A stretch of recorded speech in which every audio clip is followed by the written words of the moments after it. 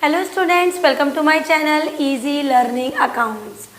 आज के इस वीडियो में हम लोग एक और चैप्टर पढ़ते हैं, हमारे अपकमिंग एग्जामिनेशन CUET एग्जामिनेशन। तो चैप्टर है हमारा दूसरा चैप्टर ऑफ हमारी पार्टनरशिप, जिसका नाम है गुडविल।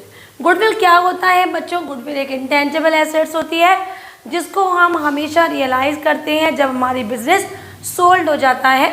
और साथ में हमें ये भी याद रखना है कि बिजनेस हमेशा नॉर्मल प्रॉफिट से जब हमारे ऊपर प्रॉफिट हो रहा होता है तो वो जो प्रॉफिट की जो एक स्टेज होती है वो हमारी गुडविल होती है। अगर किसी को भी नॉर्मल प्रॉफिट हो रहा है तो उसे गुडविल गेन कभी नहीं होगी।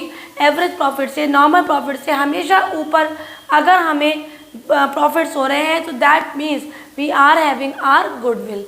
गुडविल के फीचर्स, मीनिंग के अलावा हमें थ्योरी पोर्शन में थोड़ा सा फैक्टर अफेक्टिंग को भी रेडी कर लेना है, क्योंकि फैक्टर अफेक्टिंग से भी MCQ बेस्ड क्वेश्चन हमारे आ जाते हैं। मतलब क्या क्या चीज़ें होती हैं बच्चों जो हमारी गुडविल को इफेक्ट करती हैं।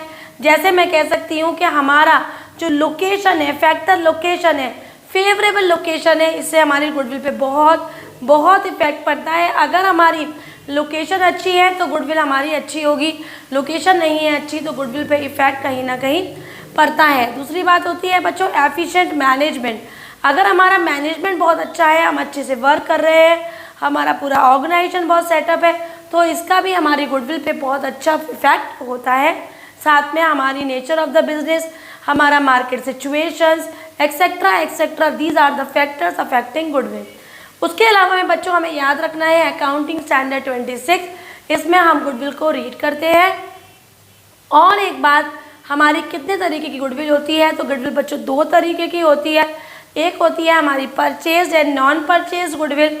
परचेज गुडविल जो हमने किसी की गुडविल खरीदी है, नॉन परचेज जो खुद सेल्फ जनरेट की है, किसी की गुडविल परचेज नहीं की है।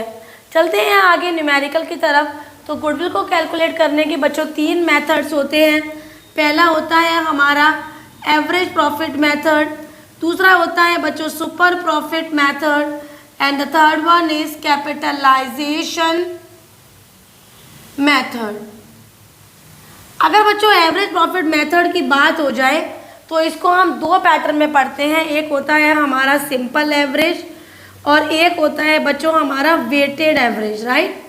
सिंपल एवरेज को भी हम दो तरीके से पढ़ते हैं, without adjustment and with adjustment पढ़ते हैं बच्चों हम, जो दूसरा पैटर्न है।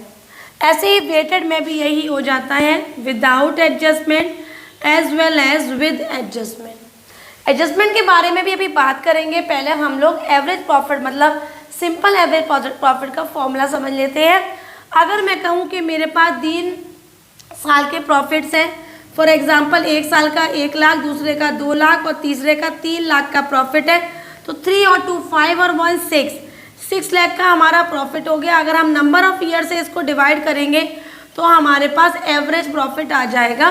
गुडविल निकालने के लिए बच्चों हम एवरेज प्रॉफिट को नंबर ऑफ ईयर्स परचेज से मल्टीप्लाई करेंगे और हमारा गुडविल आ जाएगा। याद रखिएगा क्वेश्चन में कई बार आपको ईयर्स नज़र आएगा, लेकिन जिस ईयर्स के साथ परचेज दे रखा होगा उससे हम अपनी गुडविल निकालने के लिए एवरेज प्रॉफिट को मल्टीप्लाई करेंगे। बच्चों आगे बढ़ते हैं। तो यहाँ बात हो गई विद एडजस्टमेंट, मतलब एडजस्टमेंट्स क्या हैं। तो एडजस्टमेंट्स के लिए याद रखिए बच्चों, अगर कोई प्रॉफिट है या कोई लॉस है उसमें एडजस्टमेंट्स हैं तो हम कुछ इस तरह से टेबल बनाएंगे। यहाँ पर ईयर लिखेंगे बेटा, for example 2011, 2012, 2013। Profit and loss जो भी दे रखे हैं, मान लो 2 लाख दे रखा है, एक हमें 3 लाख दे रखा है और एक हमें 1 लाख दे रखा है। और इसमें बच्चों एडजस्टमेंट्स भी हैं। एडजस्टमेंट्स मतलब इन ईयर 2011 हमें प्रॉफिट हो गया तो प्रॉफिट को हमेशा लेस कर देंगे। इन ईयर 2012 हमें प्रॉफिट हो गया तो प्रॉफिट को लेस, और अगर लॉस हो गया तो बच्चों ऐड, और इस तरह से उल्टा उल्टा कर देंगे। मतलब प्रॉफिट का ऐड, डिडक्ट, प्रॉफिट का डिडक्ट एंड लॉस में हमेशा ऐड। 3 बातें याद रखिएगा इस कॉन्सेप्ट में, रेम्यूनरेशन और नॉन ट्रेड इन्वेस्टमेंट, और तीसरा है बेटा हमारा कोई भी इंश्योरेंस प्रीमियम। अगर हमें 3 नाम दे रखे हैं, insurance premium, remuneration, non trade investment, तो ये हमारे कंसर्न प्रॉफिट एंड लॉस से हमेशा डिडक्ट कर दिए जाएंगे। और याद रखिएगा closing stock and opening stock, for example opening stock में हमें दे रखा है under valuation of opening stock. तो ओपनिंग स्टॉक को हम थोड़ी देर को मान लेंगे सामान खरीदना, तो खरीदने जा रहे थे, उसकी अमाउंट कम हो गई, आपका फ़ायदा हो गया, फ़ायदे को हमेशा माइनस करेंगे, तो over valuation of opening stock को ऐड करेंगे। ऐसे under valuation of closing stock को, यहाँ पर आपने इसको माइनस किया था ना, तो under valuation of closing stock को ऐड करेंगे अगर under valuation of closing stock है बच्चों, ठीक है। और अंडर वैल्यूएशन ऑफ या फिर over valuation of closing stock है बच्चों, तो उसको माइनस कर देंगे, मतलब हम उल्टा कर देंगे, जहाँ जहाँ हमें लगेगा कि हमारा फ़ायदा हो रहा है हम उसको माइनस करेंगे और नुकसान हो रहा है उसे ऐड करेंगे। एडजस्टमेंट इसके अलावा और किसी तरीके इसका नहीं है, बहुत बहुत बहुत ईजी है, बस लॉजिक लगाएंगे, नुकसान है तो ऐड, और अगर हमारा फ़ायदा हो गया है तो माइनस करेंगे। एडजस्टमेंट करने के बाद बच्चों जो हमारा प्रॉफिट एंड लॉस एडजस्टेड आएगा उसको अगर हम ऐड कर दें और नंबर ऑफ ईयर से डिवाइड कर दें, जो भी ईयर है, तो हमारे पास एवरेज प्रॉफिट आ जाएगा एडजस्टेड वाला, और साथ में इसको नंबर ऑफ ईयर से मल्टीप्लाई करेंगे और हमारे पास निकल के आ जाएगा क्या, एडजस्टेड एवरेज प्रॉफिट या फिर goodwill of the adjusted average profit, जहाँ पर हम ये कह सकते हैं goodwill by the using average profit method with adjustment.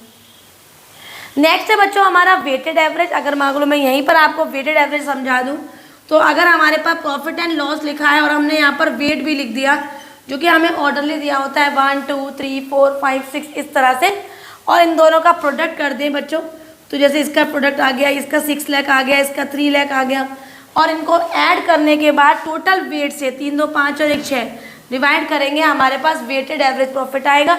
Number of year purchase से मल्टीप्लाई करने के बाद हमारे पास आ जाएगी गुडविल। नेक्स्ट मेथड था बच्चों जो अभी हमने नाम पढ़ा था, जिसका नाम था हमारा सुपर प्रॉफिट मेथड। तो सुपर प्रॉफिट को निकालने के लिए हमें 3-4 स्टेप्स को फॉलो करना पड़ेगा। पहले तो हमें पता होना चाहिए कि अगर हम एवरेज प्रॉफिट में से नॉर्मल प्रॉफिट को माइनस कर रहे हैं तो हमारा सुपर प्रॉफिट आ जाता है, ठीक है बेटा। अभी एवरेज प्रॉफिट तो निकालना मैंने आपको बताया है। नॉर्मल प्रॉफिट निकालने का फॉर्मूला होता है normal profit is equal to capital employed into normal rate upon 100। अब एनपी भी आ गया, एपी हमें आता ही है, तो एसपी निकाल लेंगे, और एसपी को बच्चों अगर नंबर ऑफ ईयर्स परचेज से मल्टीप्लाई कर देंगे तो हमारे पास गुडविल आ जाएगा। याद रखिएगा अगर क्वेश्चन में कैपिटल एम्प्लॉयड नहीं है तो एसेट्स में से आउटसाइड लायबिलिटीज़ को माइनस करेंगे। ये कौन कौन सी 3 एसेट्स होती हैं जो कैपिटल एम्प्लॉयड में इंक्लूड नहीं होती हैं, इसको भी याद रखिए, वो है गुडविल, फिक्शियस एसेट्स और नॉन ट्रेड इन्वेस्टमेंट। क्लियर है। और इसको करके हम इसको कैलकुलेट करेंगे। याद रखना है, एक भी स्टेप भूल जाएंगे तो आंसर गलत हो जाएगा।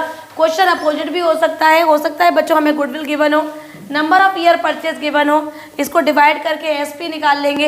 एसपी के बाद ऊपर चलेंगे, देखेंगे जो चीज़ निकलवा रहा होगा उस पर कंसंट्रेट करेंगे। तो कभी कभी नंबर ऑफ ईयर परचेज और गुडविल दी हुई होती है, लेकिन हमसे एवरेज प्रॉफिट या नॉर्मल प्रॉफिट हमसे निकलवाते हैं।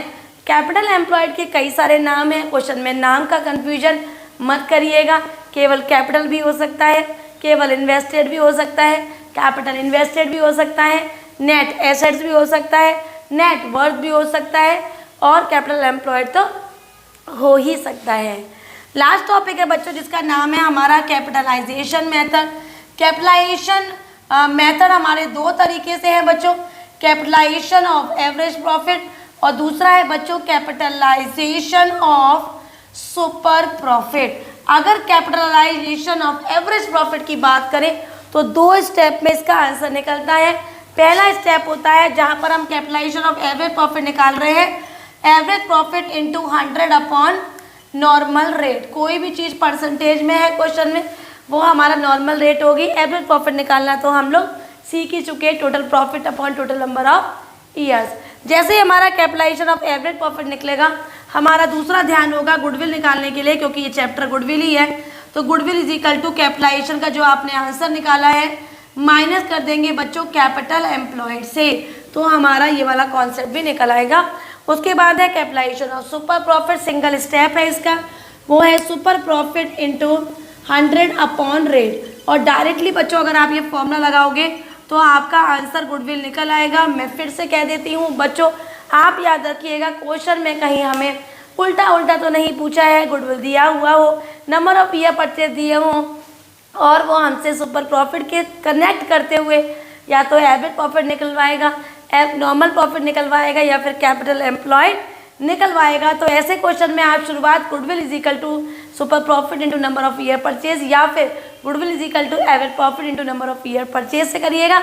आप रेसिप्रोकेट करिएगा जो कॉन्सेप्ट निकलवा रहे हैं और उससे पूरा का पूरा आंसर निकालिएगा, ऑप्शन टिक लगाइएगा और पूरे मार्क्स पाइएगा। तो यही हमारा छोटा सा चैप्टर था। चैप्टर का नाम था गुडविल कॉन्सेप्ट। और अकाउंटिंग स्टैंडर्ड 26 के बारे में बिल्कुल भी मत भूलना, ये हमसे पूछ सकते हैं।